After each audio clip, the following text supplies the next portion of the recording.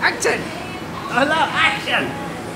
Action! With 140,000 kilometres now on the DR, the stock controls are starting to get a little bit worn out. So much so that my gloves have actually worn the anodizing off the clutch lever. Thankfully Kevin over at Warp 9 Racing have hooked me up with a set of beautiful 3-finger levers which come with the added benefit of being adjustable.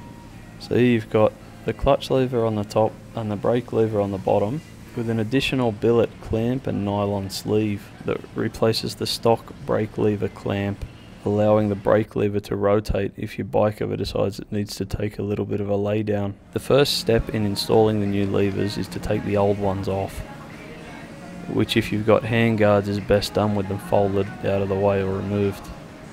Getting the old handguards off, you'll need a number 2 JIS screwdriver, a 10mm spanner, and a 10mm socket will make things a lot easier. Be careful when removing the stock levers because there's 1,000 little different bits and pieces in there that need to be removed in sequence before the levers can be removed easily.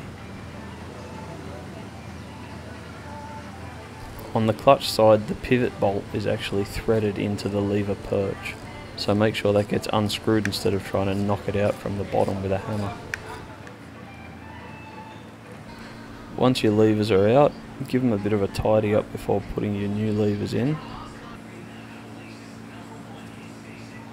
And if you've got some lying around, some dry lubricant such as graphite powder will help keep your levers operating smoothly.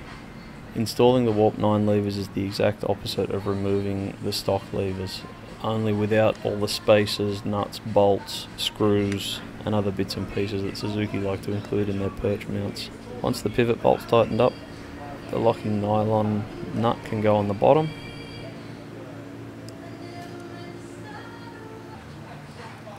Then all that's left to do is adjust the lever's distance from the handlebar using an 8mm open-ended spanner.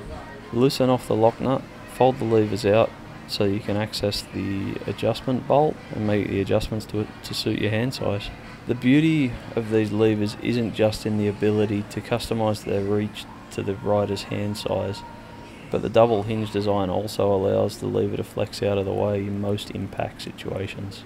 The levers are also about ½ an inch shorter than the stock levers, which means you won't need to cut the ends off the levers in order for them to fit behind the handguards. So once your new Warp 9 levers are in place and adjusted correctly for your hand size, the only thing that's left to do is bolt the handguards back up and go for a ride.